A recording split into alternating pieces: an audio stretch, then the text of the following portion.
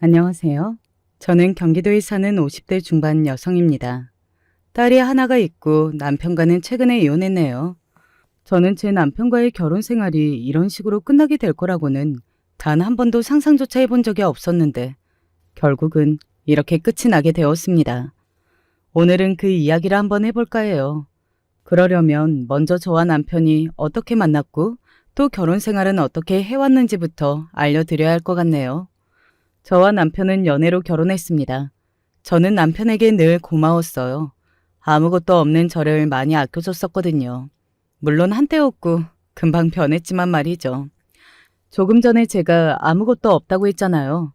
저는 정말 아무것도 없었어요. 가진 것도 없었고 심지어 부모님도 안 계셨습니다.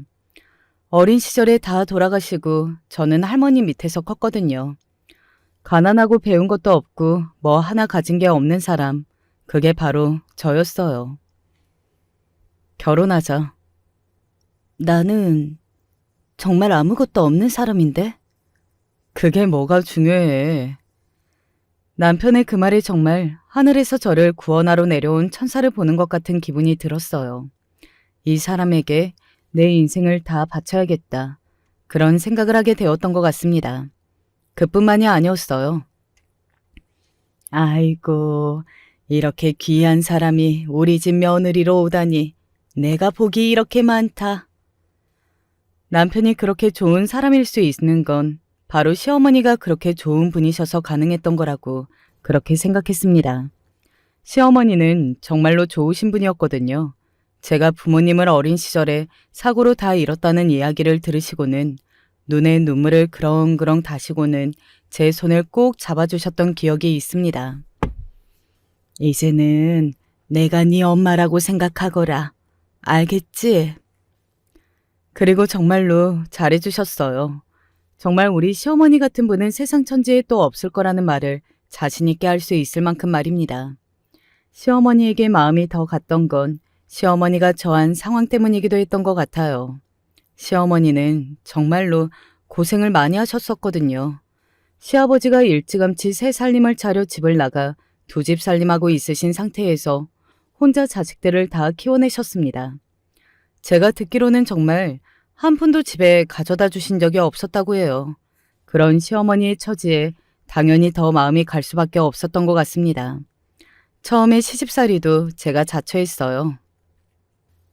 같이 살면 아무래도 불편한 점이 많을 텐데 나는 정말 괜찮다. 저는 어른들이랑 같이 사는 거 좋아해요.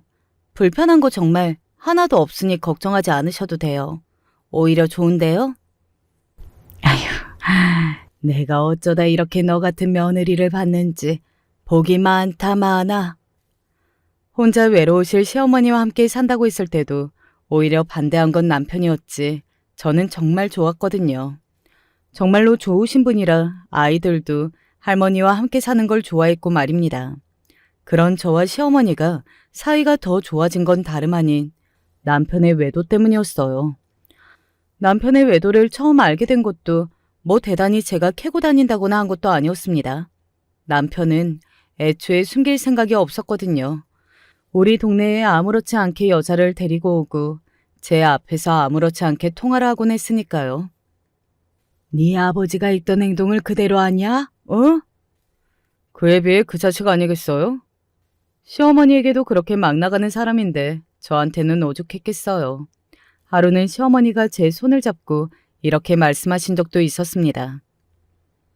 내가 혼자 시작할 수 있는 돈은 마련해 볼 테니 너는 나가서 네 삶을 살아라.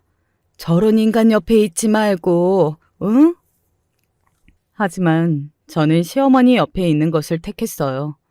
할머니까지 돌아가신 다음 이제는 하늘 아래 식구라고는 시어머니와 자식밖에 없었고 저는 그 가족을 잃고 싶지 않은 마음이 더 컸던 것 같습니다.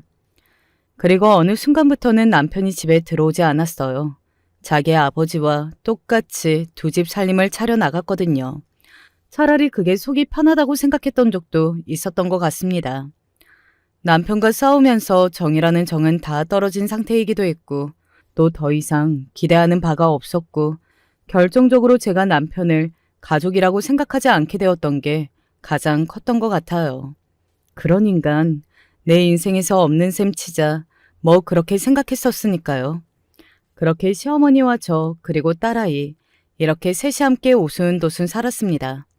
물론 시어머니는 늘 저에게 미안해했고 남편은 주기적으로 길을 채웠지만 말이죠. 어머니, 가지고 계신 돈 있으시잖아요.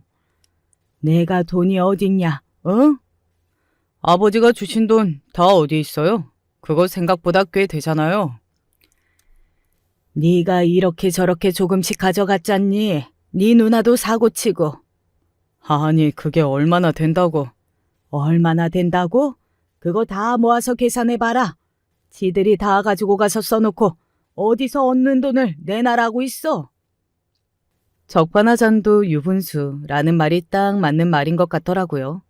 남편과 시누이는 시아버지가 물려주신 유산을 조금씩 가져다 써놓고 그건 잊은 건지 시도 때도 없이 시어머니에게 없는 돈을 달라며 소리를 질러댔습니다.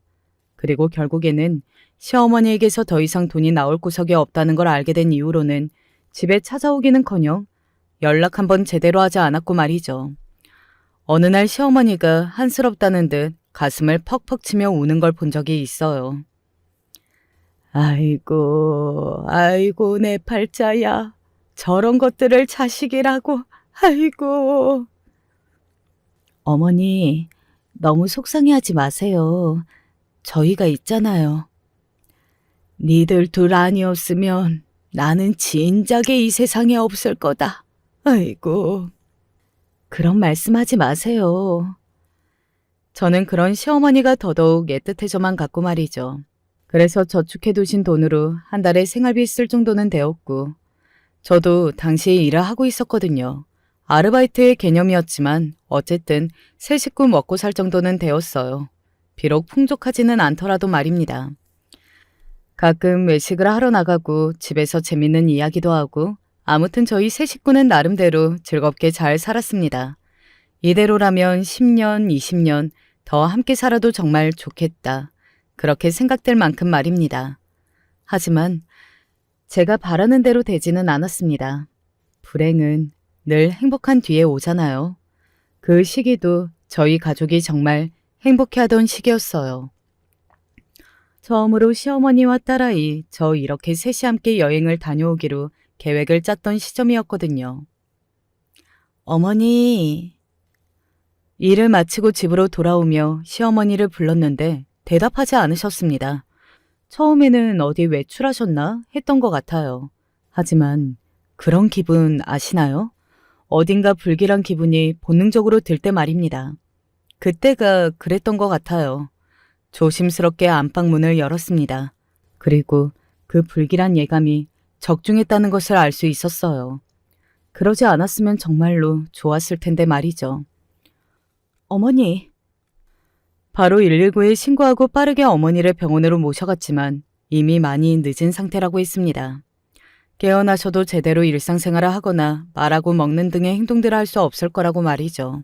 하지만 그럼에도 저는 빌고 빌었던 것 같아요. 제발 깨어나시기만 하세요, 어머니. 라고 말이죠. 병간호는 내가 다 할 테니 제발 눈만 뜨시라고요. 하지만 시누이와 남편이라는 작자는 그렇게 생각하지 않더라고요. 본인들은 자식들인데도 말입니다. 이대로 깨어나시면 누가 책임을 져? 당신은 너무 현실을 모르고 무턱대고 그런 말을 하는데 의사 말 못 들었어? 본인이 걷지도 말을 하지도 제대로 먹지도 못할 거라는데 똥오줌 다 받아내는 수발을 누가 들 건데? 그리고 그 돈은 그건 다 어쩔 건데? 내가 모셔요. 내가 모신다고. 자식이라는 인간들이 그대로 어머니가 세상을 뜨셨으면 하고 바라고 있는 것을 보고 제가 다 분하고 억울해서 눈물이 나더라고요. 그리고 정말 어머님이 이대로 눈을 감지 않으셔야겠다는 마음이 더더욱 간절해졌던 것 같습니다. 그리고 그런 제 바람이 하늘에 닿은 건지 어머님은 며칠 뒤에 눈을 뜨셨어요. 하지만 기적은 거기까지였습니다. 의사의 말대로 어머님은 본인의 의지대로 화장실에 가거나 먹거나 말할 수 없는 상태가 되셨어요. 정신은 또렷하셨지만 말입니다. 시어머니가 들어둔 보험으로 인해 병원비나 이후에 병간호를 하는 과정에서 들게 되는 돈 자체에 대한 걱정은 크게 하지 않아도 괜찮았습니다. 물론 그 돈마저 탐을 내는 시누이와 남편이 있기는 했지만 제가 엄포를 놓기도 했고 시어머니가 정신은 또렷하셨기 때문에 함부로 가져갈 수는 없기는 했어요. 나중에 사망보험금 나오면 그거나 누나랑 나랑 정확히 나눠. 너나 더 가져갈 생각하지 마. 그런 말을 시어머니가 누워 계시는데 시어머니 앞에서 했으니까요. 나가서 해요. 그런 말은. 하여간 유난이야. 누가 보면 지 엄만 줄 알겠어. 정말 인간이 먼저 되라는 말은 남편과 시누이를 보면서 쓸 수 있는 말이구나 했던 것 같아요. 어머니도 틈만 나면 저에게 내가 미안하다, 저런 것들도 자식이라고 하는 말씀을 하셨습니다. 아, 시어머니는 그래도 손과 눈은 뜻대로 움직이실 수 있어서 글을 쓰거나 눈짓으로 대화했어요. 그렇게라도 오래오래 살아주시기를 저는 간절하게 바랐습니다. 긴 병에 장사 없다고 하는 말을 많이 듣기는 했지만 그래도 저는 견뎌낼 수 있다고 생각했어요. 그리고 시어머니는 그렇게 약 10년 정도를 더 살다 하늘로 가셨습니다. 사람들이 저보고 대단하다고들 했어요. 어떻게 그렇게 아픈 시어머니를 모시고 집에서 똥오줌을 다 받아가며 10년을 병간호를 할 수 있었느냐고요. 하지만 저는 힘들지 않았습니다. 진심으로 말이죠. 오히려 더 살다 가셨으면 하고 바랐을 정도니까요.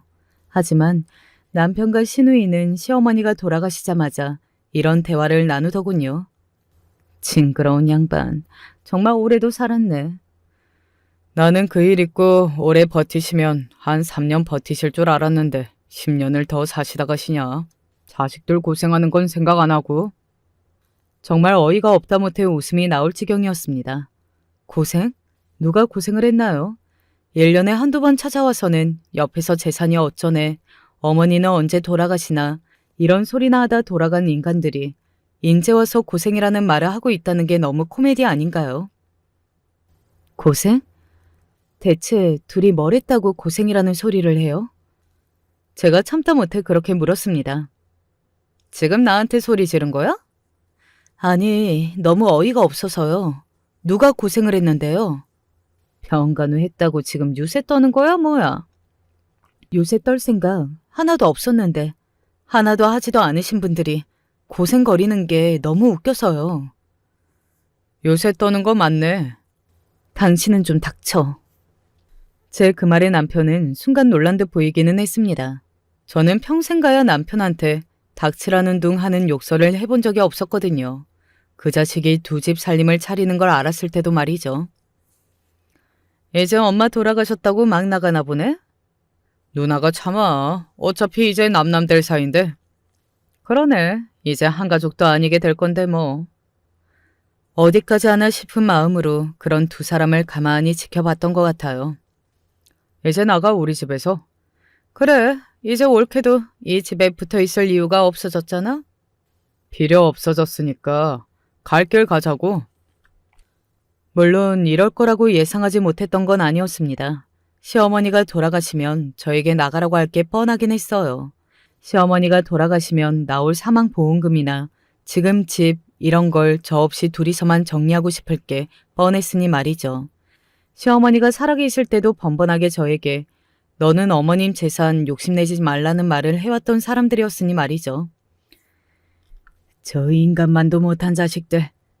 아휴, 우리 자식들도 저럴까봐 내가 겁이 난다니까. 주변에서 시누이와 남편을 욕하는 소리가 들려왔지만 그들은 이미 그런 건 상관없어 보였습니다. 당장 눈앞에 있는 시어머니의 보험금과 집이 더 중요했을 뿐이죠. 내가 당신 두 집 살림 차린 걸로 이혼 소송 걸면 어쩔 건데? 그리고 그동안 두 사람이 어머님 병간호는 하나도 하지 않은 걸로 걸고 넘어지면 어쩔 거냐고. 네가 아무리 그래봐야 어차피 어머니 자식은 우리야. 우리가 다 가져가게 되어 있으니까 괜히 힘 빼지 마. 그리고 두 집 살림? 그거는 내가 위자료 줄게. 됐지? 사실 법적으로 받을 수 있는 위자료라고 해봐야 얼마 되지 않거든요. 그리고 남편은 결혼 생활 내내 벌어온 돈이 그다지 많지 않기 때문에 재산 분할이라고 해봐야 그것도 얼마 되지 않았고 말이죠. 아무리 억울하고 그들이 아무리 쓰레기 같은 인간들이라고 해도 어찌되었든 시어머니의 자식들이었으므로 시어머니의 재산은 그들에게 가는 게 법적으로 맞았습니다. 우리가 다 알아보고 하는 말이니까 옳게도 괜히 힘 빼지 말고 좋게 좋게 마무리해.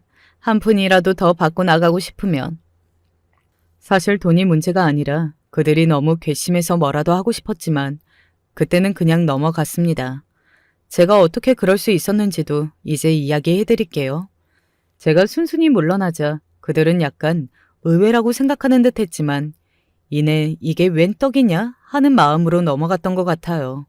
그리고는 신나게 자신들이 받을 재산들을 계산하는 모습을 볼 수 있었습니다. 그 모습을 보고 있자니 정말 같은 인간으로서 환멸 같은 게 느껴지더라고요. 어떻게 저런 인간들이 있을 수 있지? 하는 생각과 함께 이미 떠나고 없는 시어머니가 너무 불쌍했습니다. 저런 자식들도 자식이라고 그래도 마지막 가시는 길에 제대로 살았으면 좋겠다는 말을 남기고 가셨었거든요. 그들이 한 가지 모르는 사실이 있었어요. 그렇게 돈을 좋아하는 그 두 사람이 알았다면 절대 그냥 넘어가지 못했을 사실입니다. 짐 빼러 안 와? 설마 뭉갤 생각을 하는 건 아니지? 시어머니의 집에 있는 제 짐을 하루라도 빨리 빼라고 닥달하는 전화를 받고 시댁으로 갔어요. 그냥 간 게 아니기는 했습니다. 이게 뭐야? 이거 올케차야? 제가 시어머니 댁에 제 차를 끌고 갔거든요. 그리고 그 차를 본 두 사람의 눈이 휘둥그레졌습니다. 그리고 입을 떡 벌렸고 말이죠. 그럴 수밖에 없었어요. 누가 봐도 어마어마하게 비싸 보이는 외제차였으니 말입니다. 게다가 차에 대해 줄줄이 꿰고 있는 남편은 단번에 알아볼 수 있었을 거고요. 이거 2억짜리 차잖아. 뭐? 2억? 네, 제가 끌고 간 차는 2억짜리 외제차였어요.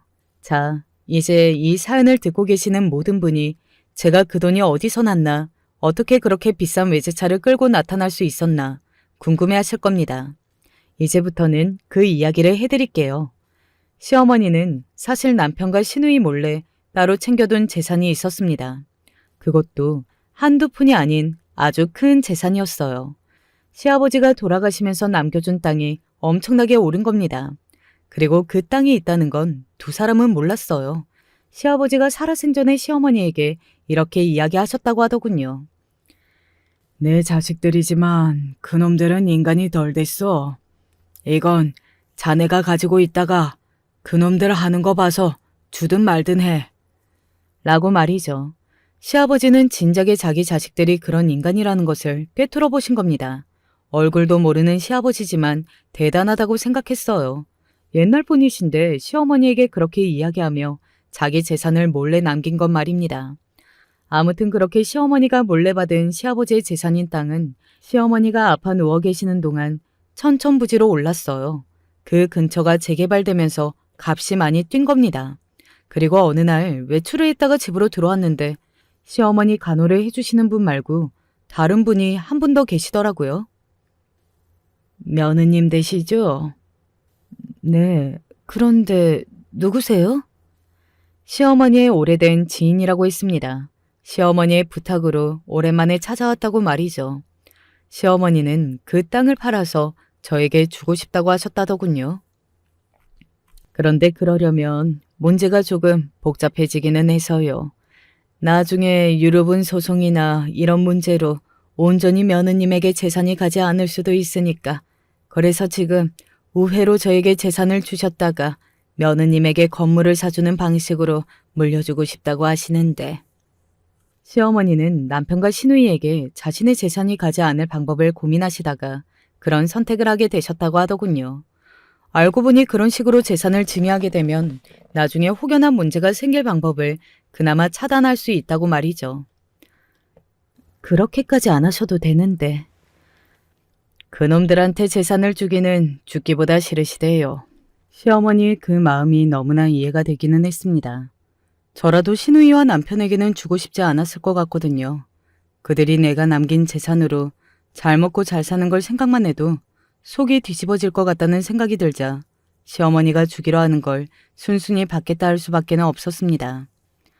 저도 그들에게 시어머니의 재산이 가는 건 정말 너무 싫었거든요. 그래서 시어머니의 땅을 팔아 그 지인분의 명의로 건물을 샀고 그리고 그 건물을 저에게 주는 방식으로 재산을 증여했습니다.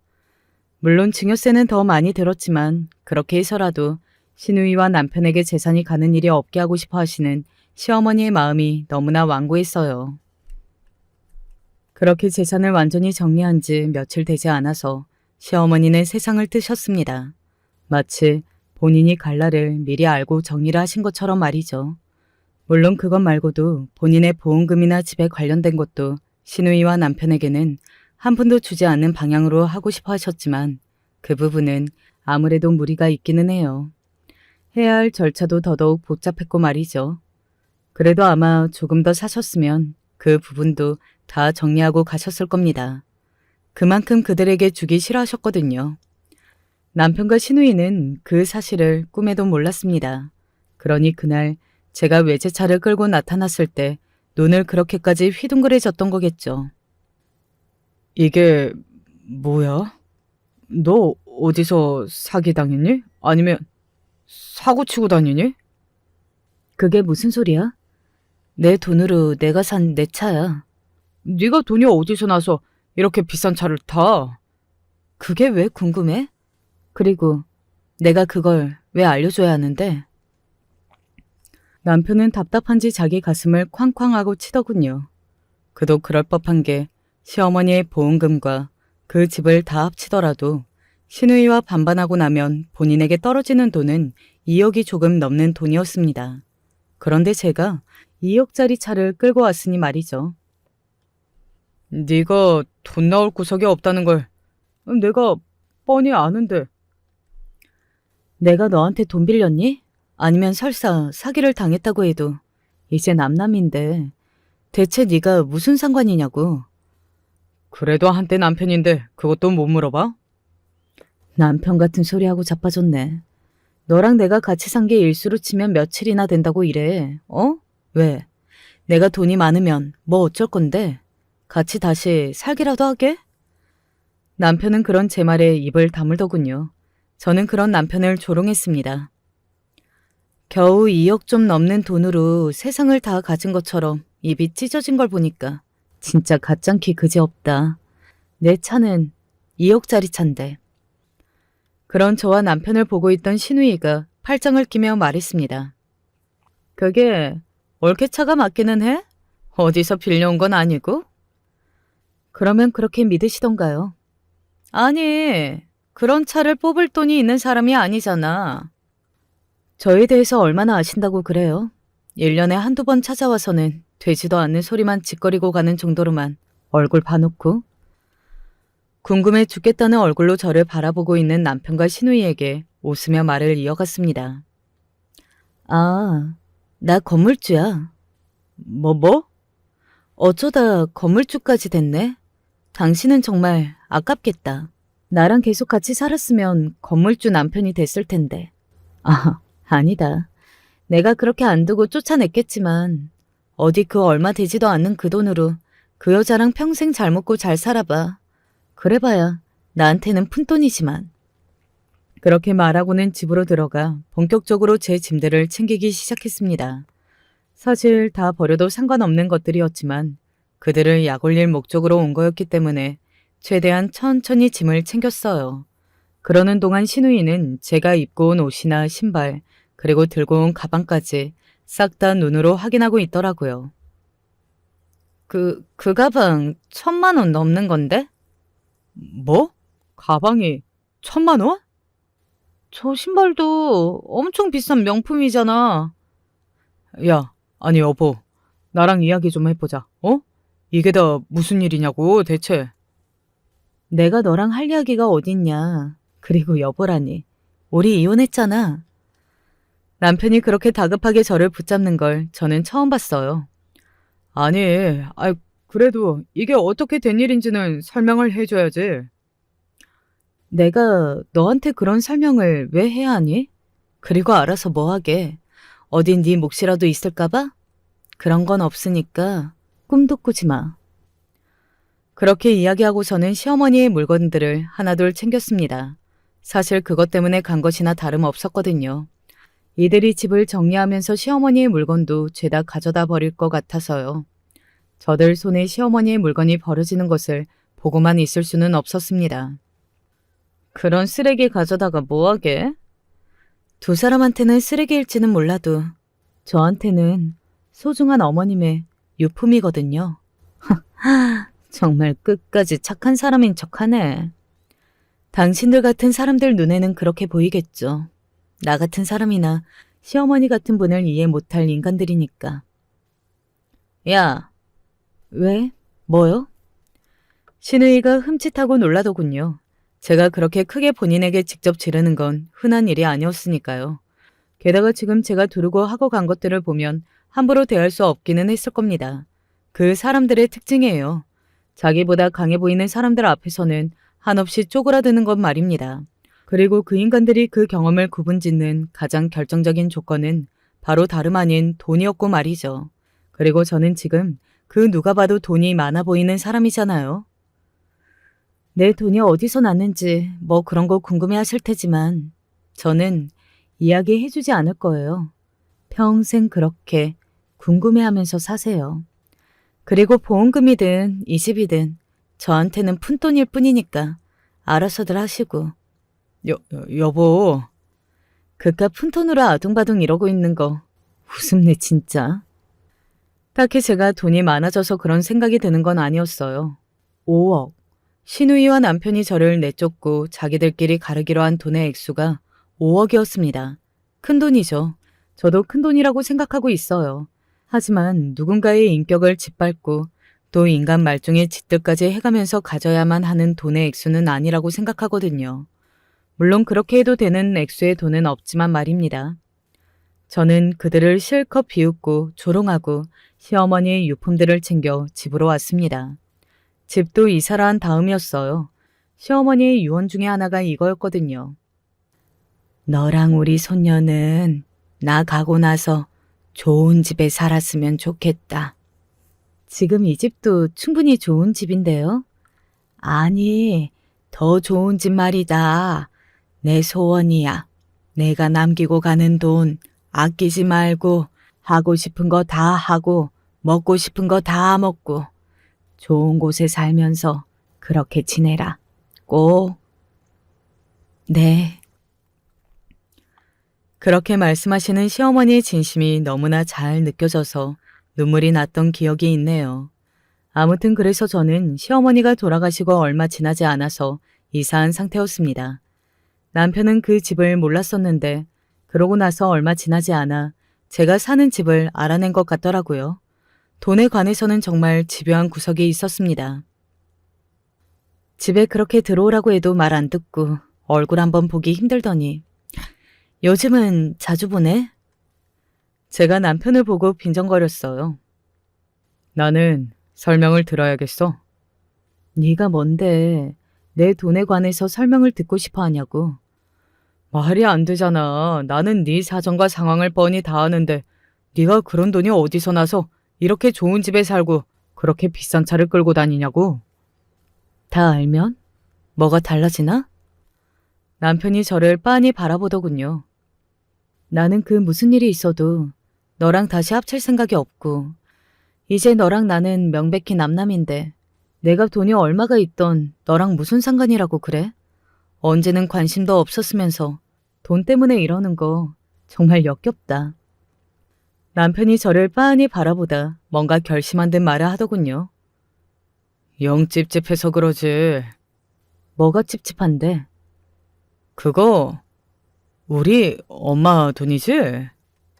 뭐 남편과 시누이 처지에서는 그런 생각이 들 법하다고 생각하기는 했습니다. 시어머니가 돌아가시자마자 제가 돈이 이렇게나 많이 생긴 거니까요. 하지만 그들도 명백한 증거는 없으니 뭐라 캐물을 수 없었던 거겠죠. 아닌데? 말이 안 되잖아. 네가 돈이 어디 있어서. 그리고 어머니 돌아가시자마자 이렇게 된 것도 너무 이상하고. 이상하든 말든 당신 돈 아니니까 궁금해할 필요가 없다는 말이잖아. 우리 어머니 돈이면 알아야지. 웃기네. 우리 어머니 같은 소리 한다. 설사 어머니 돈이라고 한들 당신이 그걸 왜 알아야 하는 건데?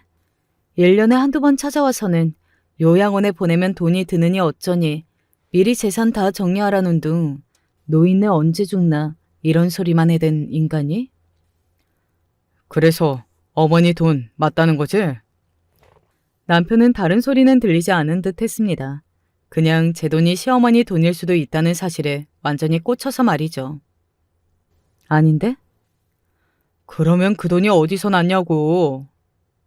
어머님이 이 돈이 어디 있으셨냐고 그럼. 제 말에 남편이 입을 다물더군요. 시어머니가 그 정도의 재산이 있다는 건 남편과 시누이 모두가 다 모르는 사실이었습니다. 당연하죠. 시어머니가 그들에게 주지 않기 위해서 그동안 말도 하지 않은 채 숨겨온 재산이었으니까요. 남편은 그 돈이 시어머니의 돈이라는 증거가 딱히 없으니 일단 돌아가더군요. 그리고 남편과 시누이가 조사하기 시작했다는 이야기를 전해 들었습니다. 그들은 제가 가진 어마어마한 재산이 도저히 납득이 되지도 또 받아들일 수 없어 보이더라고요. 그리고 그 욕심 많은 인간들에게 그 돈은 엄청나게 탐나는 돈이었을 겁니다. 법적으로 태클 걸 만한 부분은 아무것도 없을 테니 너무 염려하지 않으셔도 됩니다. 그런 염려가 아니라 그냥 귀찮게 할 것 같아서 걱정되는 거죠 뭐. 그리고 제가 걱정했던 그 부분은 정말 적중했습니다. 그들은 정말 시도 때도 없이 저를 귀찮게 했어요. 아니, 그 돈이 어디서 나서 네가 건물을 사냐고. 그게 말이 되냐고. 어머님이 돈이 있으신 건 말이 되고요? 엄마가 몰래 어디 꽁쳐둔 돈이 있었나 보지. 안 그래도 이상했어. 아버지가 돈 한 푼 없이 그냥 그렇게 돌아가신 게 말이 안 되는 거였는데. 그치. 내가 알기로도 아버지 재산이 좀 있으셨다고 들었는데. 그게 아버지 재산이었으면 우리한테도 자격이 있는 거니까 당연히 돌려줘야지. 당당하면 그 돈의 출처를 왜 못 밝히는 건데, 어? 너도 당당하지 못하니까 말을 못하는 거잖아. 남편과 시누이는 제 돈이 시어머니에게 받은 거라고 이미 확정적으로 생각을 하는 듯 했어요. 제 뒷조사도 하는 것 같았고 말이죠. 그리고는 결국 알아냈습니다. 제가 어떻게 해서 시어머니의 재산을 증여받았는지 말이죠. 내놔. 뭘? 우리 어머니 돈 내놓으라고. 이 앙큼한 기집애가 우리 엄마 돈으로 그렇게 호의호식하면서 우리한테는 그동안 모른 척한 거였네? 정말 뭐 이런 게 다 있지? 그게 왜 어머니 돈이에요? 제 돈이지. 너 미쳤냐? 어? 우리 엄마가 너한테 준 돈이잖아. 그니까 어머님이 나한테 주셨으니까 내 돈이지. 법적으로는 어떻게 할 수 있는 방법이 없었던 것 같더라고요. 저에게 찾아와서 그렇게 소리를 질러대며 달라고 우기는 거 보면 말이죠. 무슨 미친 사람들처럼 같은 말만 반복해서 할 뿐이었습니다. 내 돈 돌려내라고. 그게 왜 그쪽 돈이냐고요. 제 돈인데. 우리 엄마 돈이잖아. 그 너희 엄마가 니들 주기 싫어서 나한테 그렇게 증여해 주신 거잖아. 얼마나 자식들한테 한 푼도 주기 싫었으면 그런 방법까지 생각해내서 며느리한테 전 재산을 주실 생각을 하셨을까? 니들은 반성도 안 해? 어? 아니 본인들이 얼마나 잘못 살았으면 엄마가 얼마나 우리를 미워하셨으면 그 많은 재산을 어떻게 한 푼도 자식들에게 주지 않고 그렇게 어려운 길로 돌아서 며느리한테 다 줄 생각을 하셨을까 하는 생각이 먼저 아닌가요? 그리고 본인들의 잘못을 조금이라도 되돌아봐야 하는 거 아니냐고요. 하지만 그들은 그럴 생각이 정말 전혀 없어 보였습니다. 반성을 단 하나도 하지 않는 그 태도에 저는 더 치가 떨렸고요. 내가 당신들한테 내 돈을 줘야 할 이유도 의무도 없으니까 둘 다 헛꿈 꾸지 말고 돌아가요. 어머님이 저한테 하신 말씀 저는 지킬 겁니다. 엄마가 무슨 말을 했는데? 시어머니가 돌아가시기 전의 일이었어요. 자기 재산을 제 앞으로 우회해서 증여를 다 마친 어느 날이었습니다. 가만히 저를 부르시더군요. 그리고는 이렇게 이야기하셨었습니다. 손으로 다 쓰셨기 때문에 다 남아있었거든요. 아가, 나는 내 재산이 그놈의 자식들에게 가는 게 정말 싫다. 그것만 생각하면 밤에 자다가도 벌떡 깬다. 힘들게 한자 한자 쓰시는 어머니를 보고 제가 이렇게 대답했던 기억도 있습니다. 절대 안 줄게요. 제가 다 지켜낼게요. 약속했다. 그럼요. 약속했어요. 그 삐뚤삐뚤한 글씨체로 적힌 어머니의 말씀을 그들에게 그대로 전달했습니다. 보고 깨닫는 바가 단 하나라도 있었으면 하는 마음에서 말이죠. 하지만 그들은 잠시 움찔했을 뿐 깨닫는 바가 없어 보였어요. 우리 어머니 되게 징글징글하네. 그러게나 말이다. 뭘 이렇게까지 하셨다니. 아무리 그래도 우리가 자기 자식들인데 우리한테 이러는 거 미안하지도 않았나? 기가 차더군요. 다른 건 다 참아도 그런 식으로 시어머니를 욕하는 건 정말이지 참을 수가 없었습니다. 더구나 그것들이 말이죠. 자식들한테 미안하지도 않냐고요? 징글징글하다고요? 지금 그 말을 두 분께서 하실 수 있는 말씀이세요? 네? 우리가 뭐 사람이 뻔뻔해도 정도가 있지. 본인들이 어머니께 한 짓은 생각도 하나도 안 하고 어머님 재산 못 받았다고 이렇게 난리치는 거 정말 천벌받아요. 어머님 그렇게 누워 계실 때 제대로 병간호 한 번을 하기로 했어요? 따뜻한 말 한마디 하기로 했어요. 어떻게 자기들이 한 짓은 생각을 못해? 우리가 잘한 건 없지만 그래도 그 정도로 잘못한 건 또 모르겠는데. 그리고 부모면 자식이 조금 모자라도 다 품어줘야 하는 게 당연한 거지. 그 정도로 잘못한 걸 모르겠다고? 부모가 그 정도는 다 품어줘야 한다고? 세상에 당연한 게 어딨어요. 그리고 니들이 한 짓 정말 내가 하나하나 다 읊어줘? 어? 남편과 시누이는 그런 말로 재산을 포기할 사람들이 아니기는 했습니다. 제가 아무리 본인들이 잘못한 것을 알려주고 또 오죽했으면 시어머니가 그러셨을까 하는 말을 해도 소용이 정말이지 하나도 없었어요. 백방으로 변호사들을 만나며 저에게서 다시 재산을 빼앗아 갈 방법만 궁리하는 것 같았습니다. 하지만 뾰족한 수가 없었던 것 같아요. 그리고 함부로 소송을 걸거나 하기도 쉽지는 않았을 겁니다.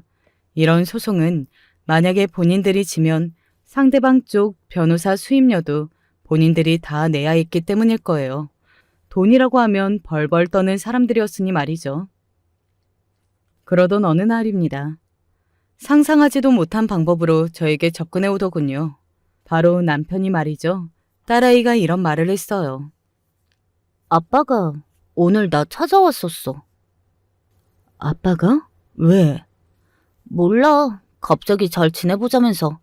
내가 그래도 자식인데 너 하나밖에 없는데 이제라도 아빠 노릇을 좀 하고 싶다던데? 웃기시네 정말. 속이 훤히 보이는 짓을 하기 시작하더군요. 제가 설득으로 돈을 내놓을 것 같지 않자 다시 저와 합치고 싶어하는 것 같았습니다. 두 집 살림을 차려나간 그 여사와는 자식이 없기는 했어요. 뭐 그게 그다지 중요한 건 아니었지만요. 그 상간녀가 저를 찾아왔더군요. 돈으로 오빠 다시 꼬시는 거예요? 네? 내가 누굴 꼬셔요? 그게 아니면 오빠가 헤어지자는 이야기를 왜 해요?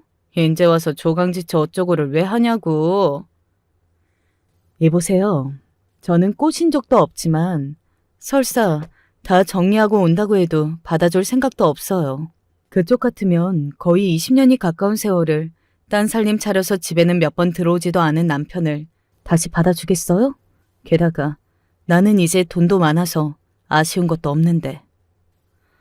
그러면 그 사람이 이제 와서 왜 이러느냐고요. 내가 가진 돈이 아쉬운가 보죠. 당신보다 내가 가진 돈이 더 중요한 거 보네. 제가 그렇게 소리를 지르니 상간녀는 잠시 입을 다물더군요. 그러고는 저를 노려보기 시작했습니다. 저한테 왜 이러는지 도통 이해가 되지 않더군요. 10수년을 함께 산 남자가, 그래도 정이 많이 든 남자가 돈 하나 때문에 자기를 버리고 간다는데 그 남자가 아니라 저에게 와서 그렇게 불같이 화를 내는 게 너무 우스웠습니다. 그리고 생각했어요. 끼리끼리 지들 수준에 맞는 것들이 잘 만났다고 말이죠. 그 오랜 세월 쌓인 정도 그렇게 쉽게 버리는 남자. 뭐가 좋다고 나한테 와서 이렇게 난리를 쳐요? 그쪽은 정말 자존심도 없어요? 왜 그렇게 사냐고. 상간녀는 이를 꽉 깨물 뿐 더 이상 아무 말도 하지 못한 채 돌아갔습니다. 그리고 그날 이후로 남편이 본격적으로 저에게 접근을 하기 시작했어요. 내가 살아보니까 그래도 결국에는 가족뿐이더라. 조강지처랑 자식이 최고지. 당신도 남편이 없는 것보다 있는 게 나을걸? 여자 둘뿐인 집에 나 같은 남자도 딱 있어야지. 너 같은 남자는 있는 것보다 없는 게 더 이로워. 아, 여보. 내가 왜 네 여보냐니까? 진짜 보자 하니까 이 인간이? 아무리 화를 내고 소리를 질러도 남편은 포기할 생각이 없어 보였습니다. 그 돈이 그만큼 커 보였나 보더라고요. 뭐 그만큼 금액이 크기는 했지만 말이죠. 그리고 신우이는 틈만 나면 제 명의로 된 그 건물을 드나든다는 이야기를 들을 수 있었습니다. 드나들기만 하면 다행이게요. 자신이 주인 행세를 하며 여기저기 입을 대고 다녀서 정말로 신우이가 주인인 줄 아는 세입자들도 알 지경이었어요. 그래서 한 번은 경찰에 신고를 한 적도 있습니다. 내가 내 건물에서 그러고 다니는 게 뭐? 그건 제 건물이에요. 우리 엄마 건물이니까 내 건물이지? 제 명의로 된 제 건물입니다. 그 정도면 정신병이니까 치료받아요.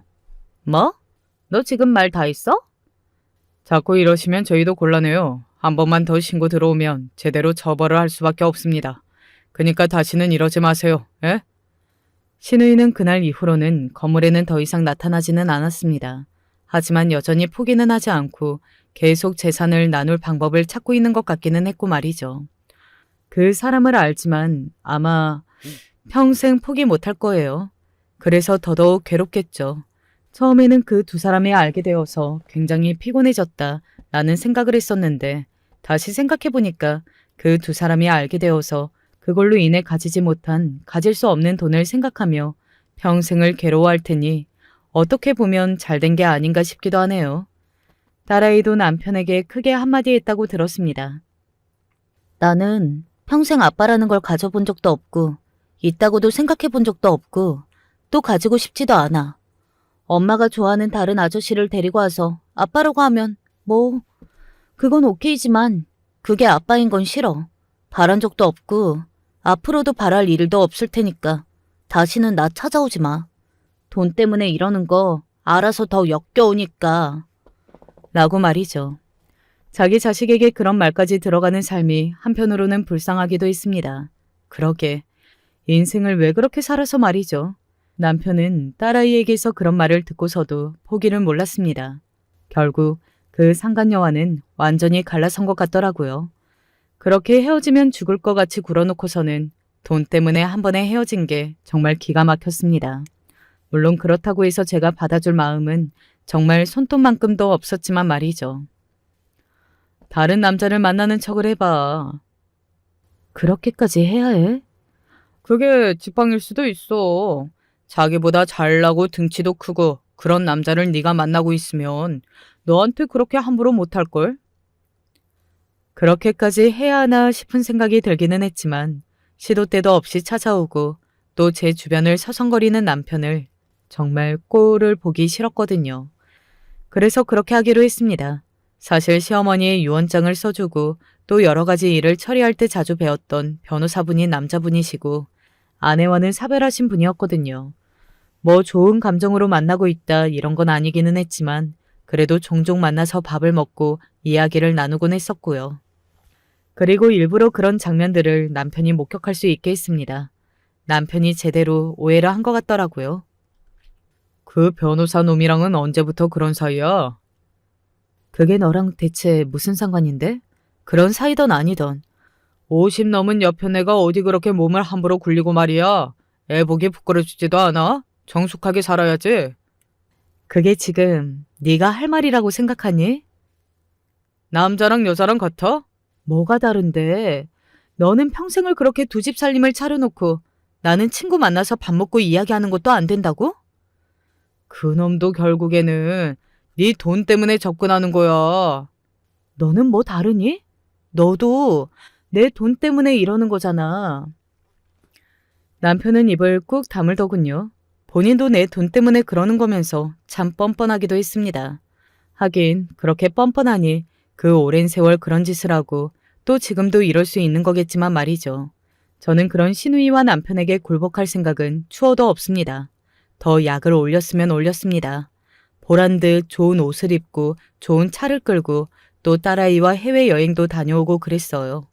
그럴 때마다 두 사람이 배가 아파서 뒤집히는 걸 보게 되었고 통쾌했습니다. 시누이는 결국 그 건물이 자기 거라고 여기저기 말하고 다니면서 돈을 빌리고 다니거나 세를 몰래 받거나 하는 바람에 사기죄로 고소당했어요. 그리고 그 일로 남편에게서 이혼도 당했습니다. 시누이의 집은 나름대로 괜찮게 사는 편이었거든요. 그런데 사람의 욕심이 그렇게 무서운 거더라고요. 본인을 스스로 시궁창에 쳐넣었으니 말이죠. 남편도 혼자 외롭게 늙어가고 있어요. 사업을 하겠다며 설치고 돌아다니다가 그나마 가지고 있던 재산마저 다 잃고서는 작은 원룸에 살게 되었다고 들었습니다. 딸아이 앞에 나타나서 제발 네 엄마한테 나 돈 좀 달라고 부탁 좀 해달라고 그렇게 징징거렸다고 하더라고요. 나이가 60이 다 돼서 자식한테 그게 뭐하는 짓인지 모르겠어요, 정말. 그리고 저는 그들이 전혀 불쌍하지 않습니다. 하늘에 계신 시어머니도 그럴 거라 믿어 의심치 않아요.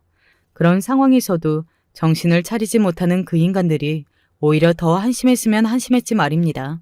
그런 인간들에게 돈을 줘도 문제예요. 밑 빠진 독에 물 붓기일 게 뻔하거든요. 저와 딸아이는 아주 행복하게 잘 지내고 있습니다. 물론 이사를 한 번 더 하기는 했어요. 원래 살았던 집이 굉장히 큰 집이었는데 살다 보니 그렇게 큰 집이 조금 부담스럽고 어쩐지 무섭다 느껴져서 옮겼습니다. 물론 동네는 여전히 비싼 동네고 비싼 아파트이긴 하지만요. 아마 그 두 사람은 사는 내내 불행할 겁니다. 아마 그게 최고의 형벌이 되지 않을까 싶어요. 평생 가질 수 없는 것을 생각하면서 원래는 내 것이었어야 했는데 하는 삶. 생각만 해도 너무 끔찍하지 않나요? 저는 그거면 됐다고 생각해요. 그리고 주기적으로 저와 딸아이가 얼마나 행복하게 사는지 보여줄 생각입니다. 더더욱 괴로워지라고 말이죠. 제 이야기는 여기까지입니다.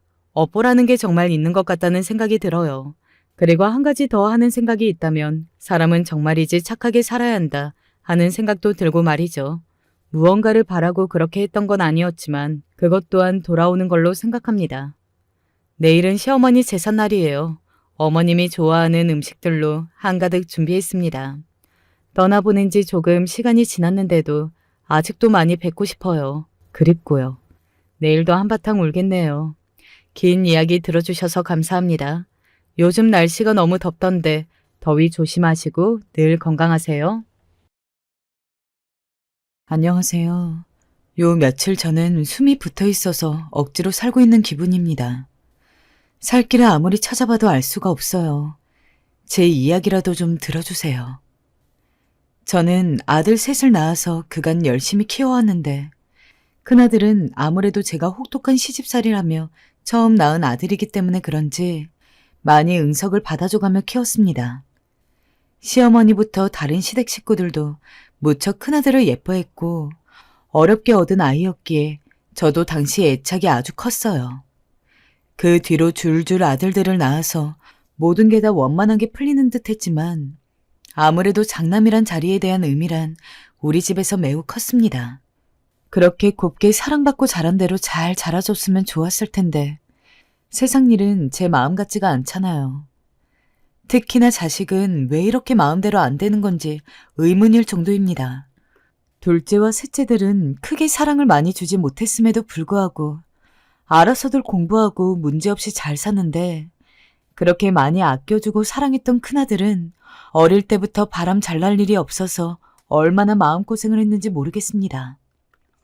예, 너 내가 오늘 밥 제대로 채워놓으라 했니 안 했니? 시엄미 말이 우스워? 왜 또 밥이 이렇게 꺼슬꺼슬한 거야? 죄송합니다, 어머니. 저는 시댁살이도 많이 겪었어요. 저희 시어머니가 보통 성격이 아니셨거든요. 하나라도 잘해내지 못하면 어찌나 구박을 해대시는지 그 구박에 매일 밤을 눈물로 적시었습니다. 아이고, 내가 너 이렇게 일 못하는 애인 줄 알았으면 처음부터 며느리로 들이지도 않았다. 아니, 한 번 가르친 건 바로바로 알아듣고 해야지. 도대체 몇 번을 말해 알아먹는 게야? 어? 멍청한 것도 정도가 있지. 어디서 이런 애를 데려왔어. 우리 집 개도 너보단 잘하겠다. 얼른 가서 빨래나 개와. 전 그 집안에서 함부로 대해도 되는 사람이었어요. 며느리인지 종인지 알 수가 없을 정도로 일을 해야 했고 제대로 하지 않으면 시어머니는 그렇게 호되게 혼을 내곤 했습니다. 그것도 그냥 좋게 말씀하셔도 될 걸 꼭 온갖 비하와 경멸을 담으셨죠. 그러던 어느 날 저도 어머니에게 반기를 든 적이 한 번 있었어요. 그날은 저도 시어머니의 못된 말들을 도저히 넘기고 참을 수가 없겠더라고요. 니네 집에서 네가 교육을 제대로 받았으면 이런 일이 있겠니? 사돈은 대체 너한테 뭘 가르친 거니? 어머님, 죄송하지만 이제 저 좀 그만 구박하세요. 저 정말 열심히 하고 있어요. 왜 이렇게 저만 보면 들들 볶지 못해서 안달이세요? 제가 이 집 종이에요? 며느리예요? 저 며느리고 그 이전에 사람이에요. 최소한 사람 대접은 해주셔야죠. 제가 이 집에서 도대체 뭐 하는 사람인지 저도 잘 모르겠네요. 제가 그렇게 어머니에게 두 눈 뜨고 할 말 다 했던 건 그때가 처음이었어요. 그간 너무 서러웠던 건지 눈물을 줄줄 흘리며 할 말을 하는데 시어머니도 제가 그리 말하자 조금은 당황하는 눈치더라고요. 그때부턴 시어머니도 제 눈치를 보는 건지 조금 시집살이가 줄었던 것 같아요. 그리고 다행히 큰애를 낳자마자 시집살이는 완전히 끊겼어요. 큰애가 아들이었거든요. 우리 영준이 무럭무럭 자라서 엄마 아빠한테 효도해라, 응? 아이고, 내 손주 이쁘기도 하지. 우리 아들은 할머니에게도 그렇고 저희에게도 그렇고 참 사랑을 많이 받았어요. 첫째가 원래 그렇잖아요. 더군다나 영준인 어렸을 땐 무척 똑똑한 편이었어요. 제가 다 알려주지 않았는데도 한글을 쉽게 떼더라고요. 그러더니 책을 가져와선 혼자 읽어보고 저한테 옹알옹알 내용을 말해주기도 하고 주변 동네 어르신들도 그런 영준이가 똑똑해 보이셨는지 학자가 될 것 같다고 말씀하시곤 했습니다. 그런데 제 아들이라서가 아니라 제가 봐도 영준인 조금 다른 아이들과는 달랐어요. 여보, 우리 아들이라서가 아니라 정말로 우리 영준이 커서 되게 큰 사람 될 것 같지 않아요? 큰 사람 되는 것도 좋은데 그냥 난 건강하게 자라기만 했으면 좋겠네. 아이가 건강하고 행복하면 됐지. 안 그래? 맞아요. 그건 그래요. 내가 또 욕심을 부렸네. 나도 우리 영준이가 그저 잘 자라주기만 하면 고마울 것 같네요. 지금 아직도 남편과 나눴던 이 대화가 떠오르곤 하는데요. 전 정말로 영준이가 대단한 사람이 되는 걸 원하지도 바라지도 않았고 그저 무럭무럭 어디 아프지 않고 이대로만 잘 자라줬으면 했어요. 하지만 이후로 저의 고생은 다른 단계로 넘어가서 계속 이어지는 듯 하더군요. 그냥 좀 고집이 세고 강단 있는 성격이라고 생각했는데 학교에 가서 또래들과 섞이게 되면서 비로소 뭔가 잘못되었다는 것을 깨닫게 되었어요. 그날 학교에서 걸려온 전화를 받고 얼마나 가슴이 철렁했는지 생각해보면 그때 제가 단도리를 잘 했어야 했는데 기회를 놓친 것 같아 너무 안타깝습니다. 안녕하세요. 영준이 어머니신가요? 네, 안녕하세요. 무슨 일이시죠? 알고 보니 선생님한테 걸려온 전화였는데 내용을 들어보니 우리 아들이 다른 아이를 때렸다는 것입니다. 네? 그게 무슨... 우리 영준이는 그럴 애가 아닌데... 제 말에 한숨을 푹 쉬시던 선생님은 망설이는 듯 말씀을 꺼내시는데 듣고 얼마나 하늘이 노랗게 보였는지 모릅니다. 저기 어머니, 영준이가 때린 그 아이는 좀 전에 병원으로 실려갔어요. 아주 크게 다쳤습니다. 얼른 오셔야 될 것 같아요. 이게 무슨 일이란 말입니까? 저는 얼른 대충 챙겨 입고 병원으로 뛰어갔고 자초지종을 다 들어보니 우리 아들이 제대로 잘못을 저지르긴 했어요. 일단 사과를 하긴 했는데 아들은 전혀 잘못한 기색이 없는 거예요. 입 밖으로 내는 말을 듣고 얼마나 놀랐는지 당장 조용히 하라고 저도 소리를 질렀어요. 엄마, 걔가 먼저 까불었어. 맞아도 당연하다고. 내가 왜 사과를 해야 해? 너 어디서 그런 말을 하고 있어? 제가 야단쳤음에도 불구하고 상대방 아이의 부모님들은 우리 아들의 말을 듣고 얼굴이 벌겋게 변하셨어요. 결국 아이 엄마는 눈에 불을 켜고 우리 아이를 붙잡고 흔들더군요. 너 정말 제대로 혼나봐야겠구나. 우리 애 저러다 잘못되면 너도 가만두지 않을 거야. 알겠어? 너무 놀라서 저도 떼놓으려던 차. 아무리 제 자식이지만 그때 같이 대드는 꼴은 정말 가관이었습니다. 아줌마, 이거 나요. 자꾸 붙잡고 있으면 나도 경찰에 신고할 거야. 놓으라고. 뭐야? 이놈 자식이, 너 진짜 안 되겠구나. 영준이 엄마, 당신 도대체 자식 교육을 어떻게 시킨 거예요? 어떻게 하면 애가 저리 되냐고. 죄송합니다. 정말 죄송합니다.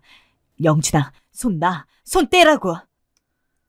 저는 그 모습에 완전히 사색이 되어버렸고 겨우겨우 떼내었지만 결국 상대방 아이의 부모님을 더욱 노엽게 해버려서 문제가 매우 커지게 되었어요. 결국 이 일은 꽤 상당한 금액을 치르고 힘겹게 해결을 하게 되었어요. 정말 자식이 죄를 저지르면 죄인은 부모가 되는 거라고. 제가 얼마나 상대방 부모에게 빌었는지 모르겠어요. 오죽하면 이런 말까지 했던 것 같아요. 만약 영준이가 또 사고를 친다면 제가 영준이 대신 깜빵에 들어가겠다고요. 그때 상대방 부모 쪽에서 제게 이런 말을 하시더라고요. 아직도 그 말이 가슴에 남네요.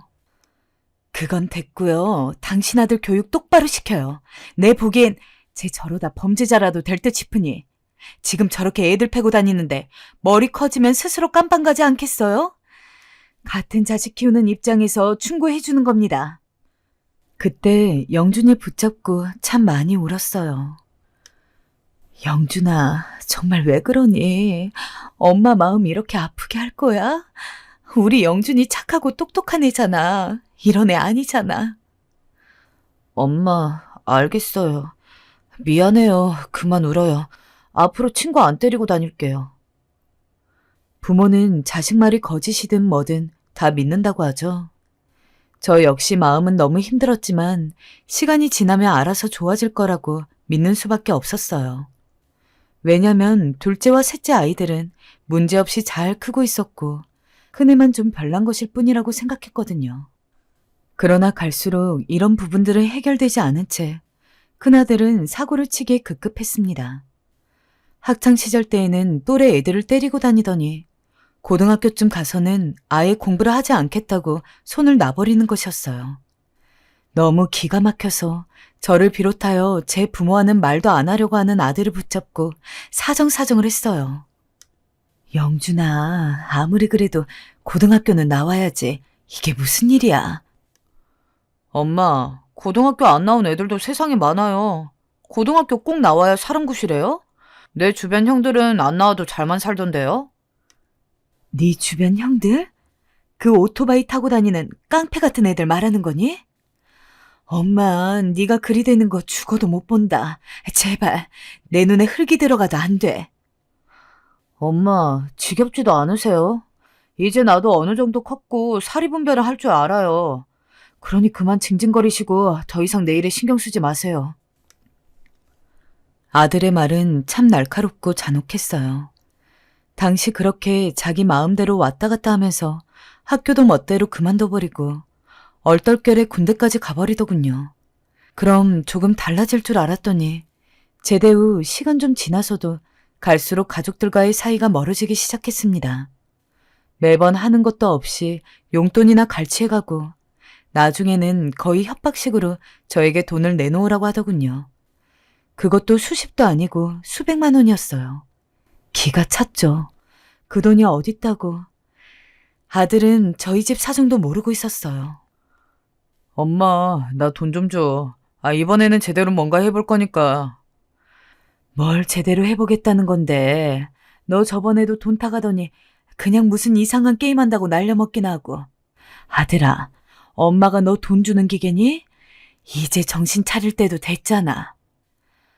아, 그러니까 정신 차렸다고요. 아, 나 이번에는 내 친구처럼 장사할 거야. 술 장사. 포장마차 해가지고 떵떵거리면서 살 거라고요. 아, 내 친구 보니까 일도 별거 아니더만. 아무튼 돈 좀 줘봐요. 내가 수십 배로 불려서 갖다 줄 테니까. 아, 나중에 나한테 고맙다는 말이나 하지 말고요. 당시 저도 그닥 넉넉지 않은 상태에서 몸이 아픈 남편을 뒤로하고 식당에서 하루 12시간씩 일을 하고 있었어요. 몸은 죽어나지 그런 상황에서 철없는 말만 해대는 아들이 너무 속상했고 점점 화가 났어요. 결국 저도 못 참고 한마디 하게 되었습니다. 제발 네가 알아서 해. 엄마한테 의지하지 말고. 언제까지 엄마한테 돈만 타면서 살 거야? 너 밥벌이는 이제 네가 스스로 해야지. 진작이라도 아들을 때려서라도 혼냈어야 되었다고 생각하며 소리를 질렀는데요. 이미 그 타이밍도 늦었다는 것을 이 다음 아들의 행동에서 알게 되었어요. 대체 저는 그때 왜 바보같이 가만히 있었던 걸까요? 엄마, 내가 돈 달라 했잖아요. 그 돈 주는 게 그리 아까워요? 아니, 돈이 있으면서 왜 안 주냐고. 당신이 그러고도 엄마야? 나 싸질러 놓았으면 다냐고. 아들이 이렇게 소리를 지르는 것과 동시에 저한테 있는 대로 물건을 집어 던지는 것이었습니다.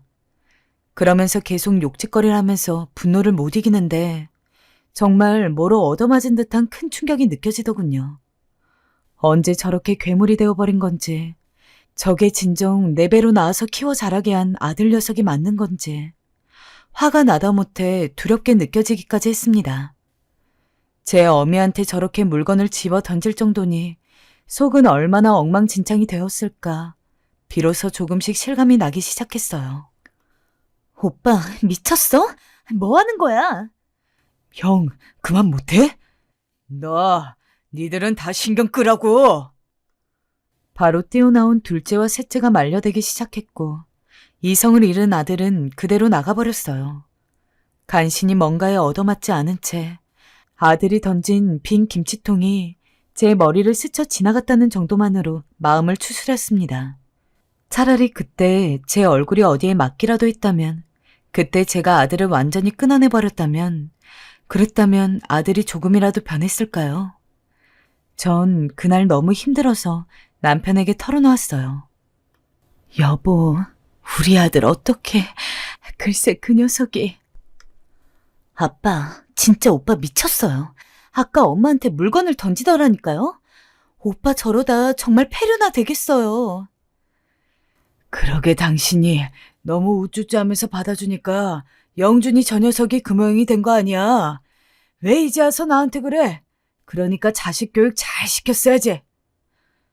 뭐라고요? 자식 교육은 나만 했어요? 이게 다 내 탓이라고요? 그럼 당신 탓이지. 이게 내 탓이야?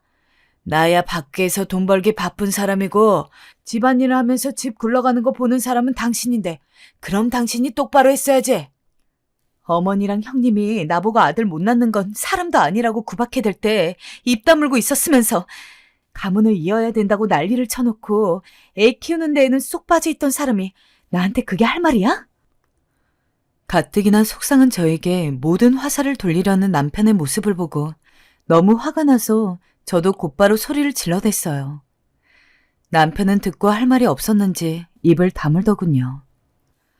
하지만 아무리 이렇게 남편에게 분풀이를 해봤자 제 속만 시커멓게 타들어가고 멍들 뿐 아무것도 나아지는 게 없었어요. 남편은 뒤늦게 이빨 빠진 호랑이라도 돼버렸으니 아무런 의미가 없었지만 이제 막 으르렁거리며 커가는 아들이 저한테 했던 행동들이란 생각할수록 아찔하더군요. 그렇게 아들은 며칠째 연락을 끊고 안 들어오니 참 기가 막힌 인연이 부모와 자식이긴 한가 봅니다. 저한테 그렇게 물건을 집어던지고 욕을 해댄 아들이라고 해도 눈앞에서 안 보이니까 신경이 쓰이더군요. 일을 해도 손에 잡히지 않고 계속 한숨만 푹푹 쉬어가면서 걱정하던 차에 직장에서 나오니 앞에 익숙한 얼굴이 보였어요. 자세히 보고 깜짝 놀라서 말이 나오지 않았습니다. 엄마, 미안해. 아들이 잔뜩 기죽은 얼굴로 서 있는 게 아니겠어요. 처음에 저도 모르게 섬뜩한 기분이 들었던 걸 보니 그날의 충격이 여전히 가시지 않은 채로 남아 있었기에 그럴지도 모릅니다. 하지만 일단은 이렇게 앞으로 찾아온 아들을 보니 그저 생전 처음으로 미안하다고 말을 하는데 더 이상 할 말이 없더군요. 어쨌든 내 품에서 키운 자식인데 내가 안고 가는 수밖에 없지 않을까요? 저는 길게 할 말 없이 그냥 한마디만 할 뿐이었어요. 얼른 집으로 가서 밥 먹자. 그렇게 아들과는 더 이상 길게 말하지 않았고 제 뒤를 따라 들어온 아들을 보며 다른 아이들과 남편은 흠칫 놀라는 눈치였지만 이들도 며칠째 제 눈치만 보고 있던 터라 다들 모르는 척 있었어요. 그렇게 밥을 지어서 먹고 그냥 그렇게 덮고 가기로 마음을 먹었습니다.